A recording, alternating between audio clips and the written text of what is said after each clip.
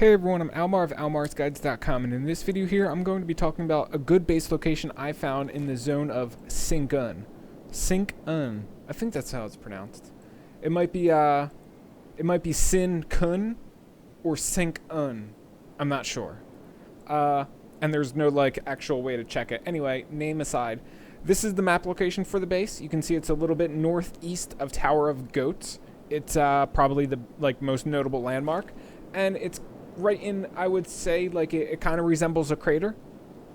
You can see the Tower of Goats right over there. You can see it within distance of my base. It's right there, and my base is right here on the on the other side of the mountain, basically. And I'm actually quite fond of this base, how it's laid out. You can see I like this little ledge that goes up here to this tower, and that tower is I call it my power tower, because it has everything all power oriented stuff. It's got my generator, it's got small wind generators on top. It's also got a whole bunch of batteries on the third floor. The third floor is basically filled with batteries. So it's basically, as the name suggests, the power tower. As far as what you have inside your base here, you have 4 copper deposits that you can use. You have a copper deposit over here. You also have another 2 copper deposits over here. You can see they're right next to each other, basically hugging. And then you have this other one over here. And this one might look like it's out of reach, but it isn't. Your character will still be able to mine it.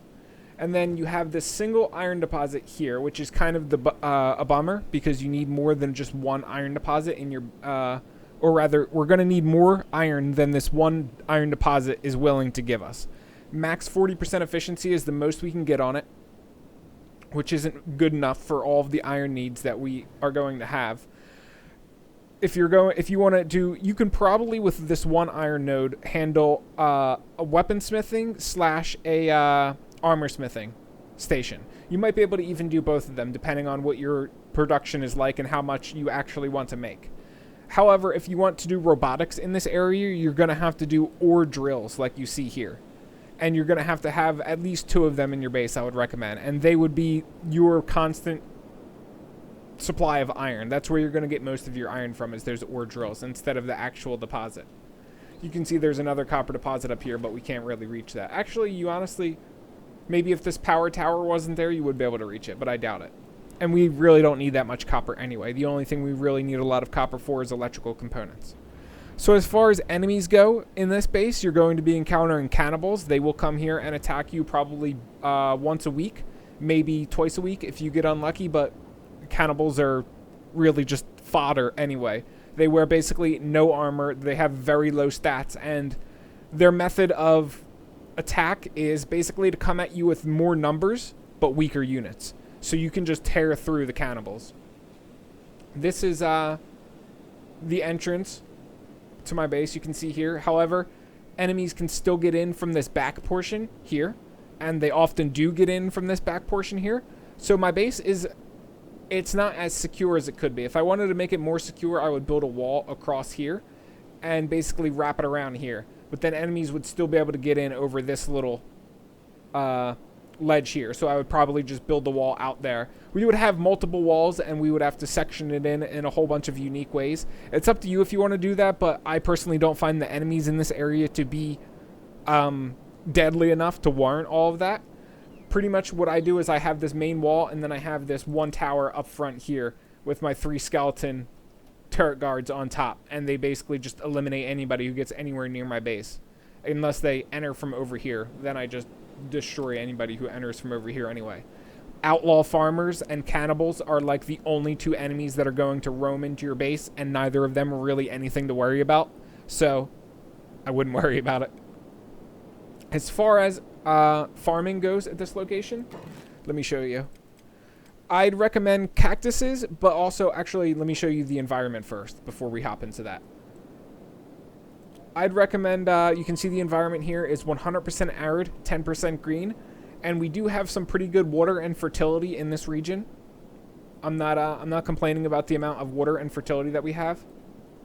So, let me show you here. Farming. You can see cactuses, 90% crop yield because of the fertility in this region, as well as the fact that it is an arid region as well. Cotton, very, very, very low yield. I would not recommend that at all. However, hemp has a mediocre yield. It has, you basically only get 47% of your crop yield from doing hemp, which isn't too bad. It just means you really need to make double the amount of hemp farms for the amount that you would want. And wheat straw is going to be the second thing that is also like hemp, where it gives you 50% yield. So as you can see, I have quite a few wheat straw farms over here. I have 1, 2, 3, 4, 5, 6, 7, 8. And this is enough to keep up with the bread that I like to do. You can see I have my grain silo here. I also have 2 bread ovens that I'm constantly operating. Reaver Slave has almost 400 bread. And you can see my wheat straw barrels are basically completely empty, because I'm basically using all of the wheat straw that I'm getting with no exceptions. I'm never making a stockpile of wheat straw, which is not really my favorite, but it's manageable. And we're basically just using the wheat straw for bread, and that's it for the time being. I'm not using it for anything else. I have no interest in making anything else as of right now with it. I wouldn't recommend making any alcohols here except for cactus rum. Like wheat straw, if you're going to make it, you only use it for food. Food cubes is one of the best things to use it for, in my honest opinion. As far as food goes here, though, chew sticks or dust witches would probably be the 2 best you can make if you don't have hydroponics. However, if you have hydroponics, I'd recommend you do some green fruit. You can see I have some green fruit inside here. I have 4, whatever you would call these, plant beds of hydroponic green fruits. And that's good enough for me, because it allows me to have one character working around the clock on making cooked vegetables like this, which is one of the main foods that I like to use. However, sometimes I would like to mix and match the cooked vegetables with food cubes, because food cubes are better nutrition value per amount of space that they take up. And I think you could probably get a good food cube production at this base because of despite the wheat straw yield that we get. And that's for the most part, that's all there is to it. Like I said at the start, I'd recommend you if you're going to do a very robotics or iron heavy / metal heavy base, I'd recommend somewhere else. This location is not the best if you want to do a lot of robotics and armor smithing and weapon smithing. Really, the only 2 things I'm using here, or the only 2 things that are using metal here, are my armor smith and my weapon smith, and I don't even have my weapon smith working right now. And I do have a decent amount of iron banked up, as you can see. All of my iron things are full. We got my iron plates are full. Basically, it's all full for the time being. And yeah, that's really all there is to it. Overall, I would give this location probably like a 6 out of 10. It's just really an average base location. One thing that I like about it is it's kind of away from everything else, so you don't really get bothered here that much. The only base raids here that are at all an issue for me are the United Cities base raids, because I've pissed off the Hornet's Nest, as you can see. They send the elite faction troops at me, like Igor and stuff like that, and he attacks my base, and I have to deal with them. And basically the guys with stats in the 70s, like you can see here. Here's some of them still lying on the ground because they lost legs. You can see they got stats in the 70s though, so they're a bit of a hassle when they actually attack. But anyway, that's all there is to it. If this video helped you guys out, leave me a like. If I forgot anything whatsoever, then let me know in the comment section below. Also, if you guys know a better base location in this zone, please let me know. Just post it below. I'm interested to know if you guys found a better base than me. I went through basically this entire zone, and this was the best location I could find.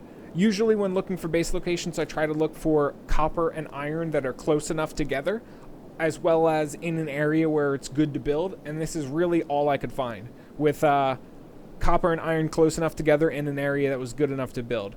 And this area is still hurting in as far as iron goes. It doesn't have as much iron as I would like to have in my base. But anyway, that's all there is to it. I will catch you guys around in my next Kenshi video. Peace.